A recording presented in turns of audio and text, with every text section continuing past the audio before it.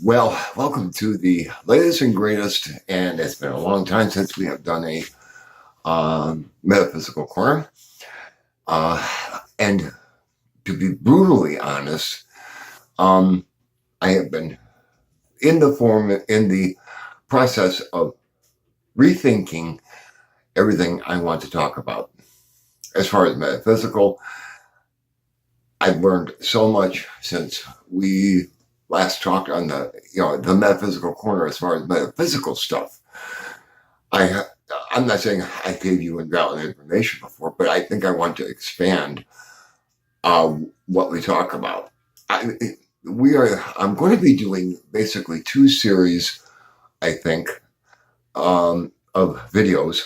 One will be the metaphysical corner, and the other is going to be alternative medicine or alternative healing, which is actually going to be, how can I explain this? It's going to be a study. It's almost going to be like a classroom. Um, we're going to discover, we're going to go through how the body works from a physical standpoint, but how, as an example, the, I have discovered more and more that, nature gives us everything we need, almost everything we need to heal. And we're going to go through the vitamins, we're going to go through the minerals, we're going to go through what happens when you eat, there's so much I want to say, and I just have to formulate how I want it to come across. But now that's as far as the alternative healing goes, and that will basically be separate. The metaphysical, though, the funny thing is, the metaphysical is actually related. These two are not mutually exclusive, and there may be some overlap between the two. But as far as metaphysical goes, I think I want to reboot the what I've been talking about, because what I have found, and it's pretty well known, I've been reading stuff by Tesla and such, and I have come to realize that the entire universe and everything we know, everything we do is energy. Energy is it. And that's what I want to discuss. I'm not going to get into it today because I want to formulate exactly how I want it to come across. And so I don't want to get too technical, but yet technical enough that you understand what it is I'm trying to say.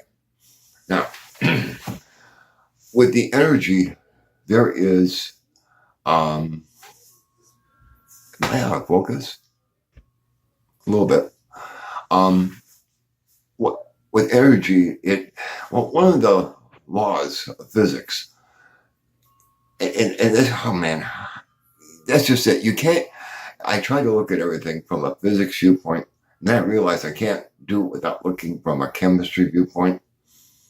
And then you can't look at it without a medical viewpoint. They all tie in. But one of the laws of physics says energy cannot be created or destroyed. It can only be changed or transformed. That's a basic premise of the laws of physics. I want to believe that. But I have just had this weird feeling. I can't explain that may one day, and I'm talking way down the road, may not be the case. I think it's possible somehow the energy can be created or destroyed, though it's maybe an extreme rarity.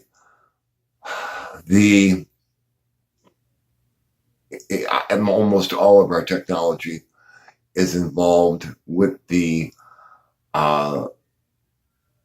conversion of energy from one form to another. And I think I mentioned this before, so forgive me if I said it before, but the cars are a great example. You take energy, you put the gasoline in your car, which has energy in the bonds of the gasoline, which was put there by the sun probably millions of years ago, and you burn that fuel, you break those bonds, that energy gets released, and your engine runs and your car goes. So you got chemical energy being converted to mechanical energy, which is, and as the engine runs, it generates heat.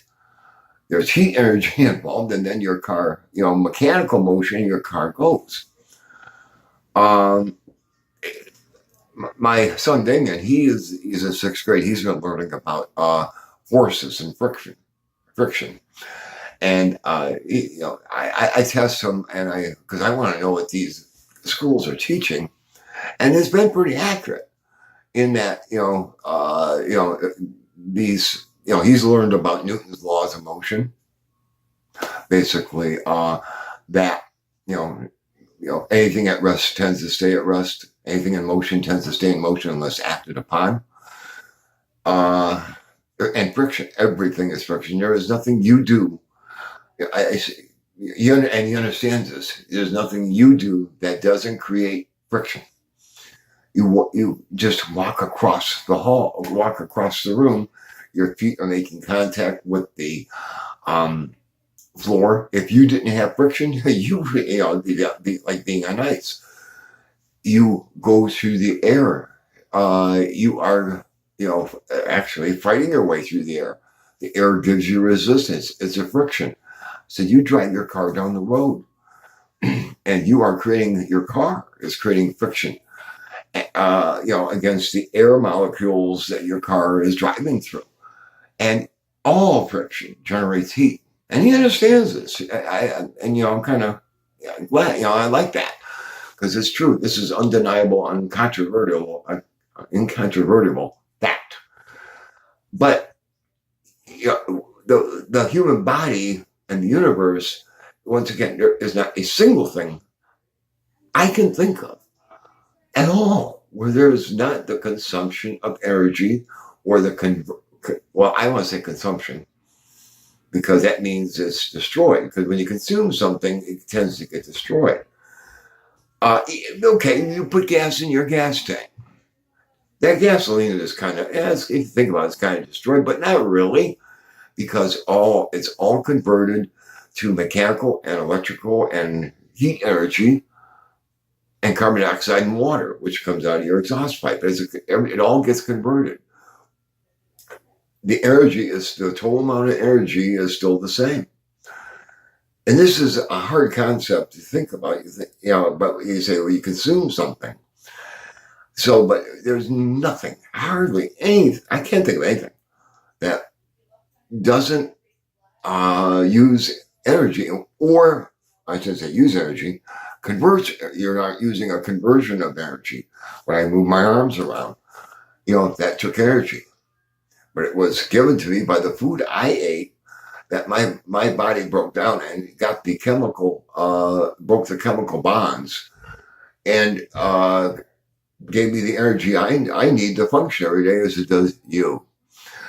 Matter of fact, this is where, once again, here's where the chemistry comes in.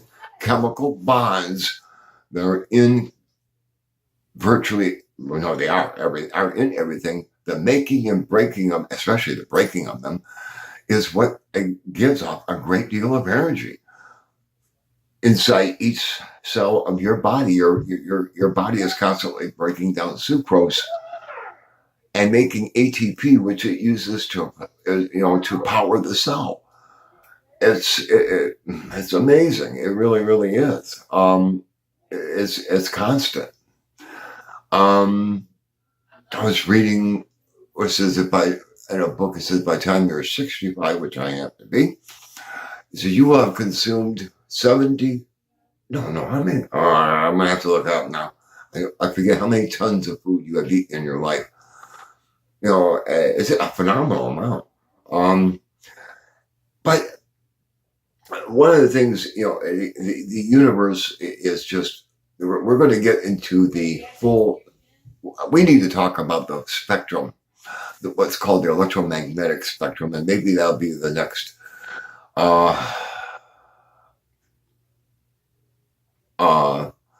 Metaphysical Corner in that, I'm going to turn a light on. I see it's going out of focus. Hold on.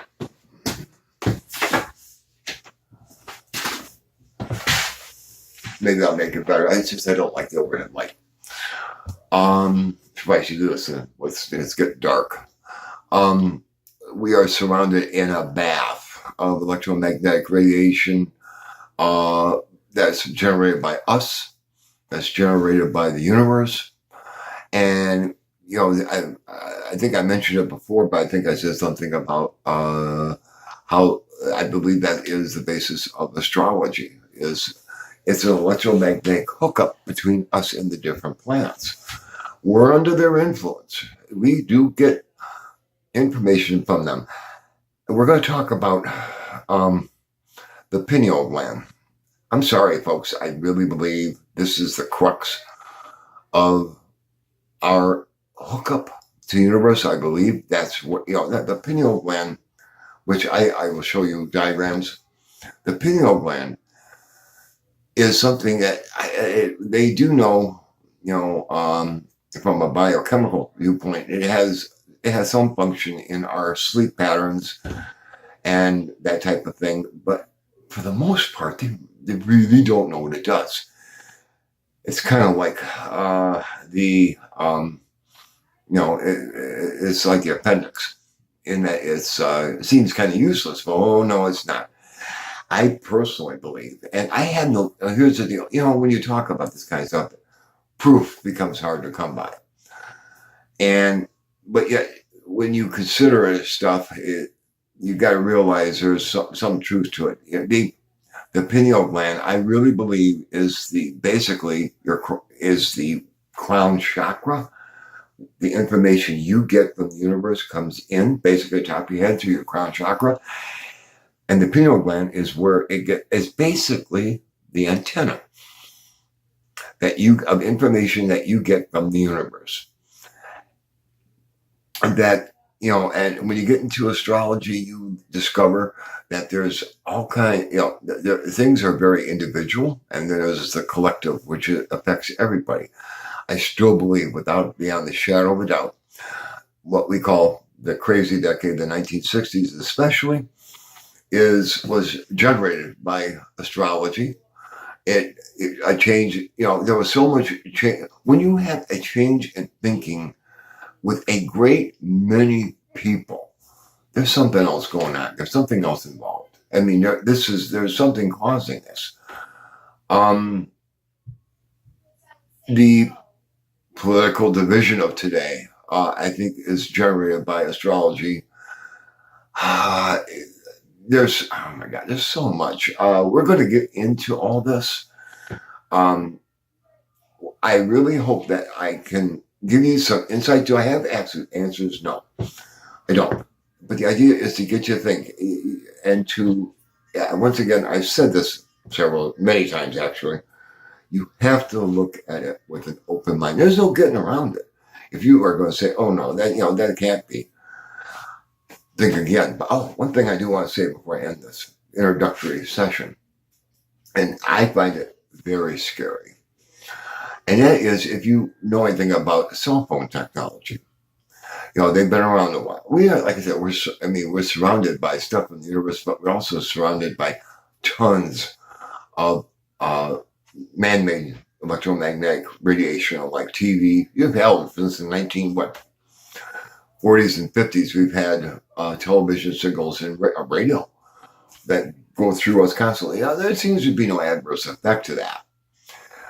But then they came out with the cell phones. Of course, they say, holding the phone next to your head, it generates electromagnetic radiation, which, that close to your brain, which may not be good. It probably isn't. But up until now, they've had 3G, 4G, if you ever notice on your phone. But what I am hearing about 5G scares me. 5G, which is the next step, may be, if I had my way, it wouldn't happen. I'm hearing bad things about it, and they'll squelch it. They'll deny it. It is where there is 5G is not available in a lot, most areas. It's on a very limited basis. They say it's much more efficient. Yeah, it may probably is. But 5G seems to be much more invasive. There have been reported cases of, where they have 5G towers of animals dying near the towers. Now, how about you? I gotta believe, I've read too much about this. I find that scary. And this is soon going to be running everywhere. With 5G signals, going through everywhere, including right to your phone and out of your phone. This may not be good. I don't know. I'm going to check into it further. You may want to do some research yourself. There are a lot of people who are dead set against it already, are saying it's a disaster waiting to happen. You know something? It could be one of those long-term effect things. It may not be I shouldn't say that. If animals are dying right by the towers, they may not take long. Don't be surprised if you start hearing about stuff when it becomes widespread. And that's the case. I hope it dies a quick death. Oh, and they'll try to say, it's not that. It's not that. Yeah, it is more likely. I need to do more research on it. I need to see what I can find out. It is taking off, but it is, maybe, I don't know, maybe they realize there's a problem with it. Because when 4G came out, man, it exploded. It was adopted everywhere really fast. 5G is much slower in being adopted, I mean. So anyway, I'm going to stop it here. I think on the next one, I think we're going to talk about the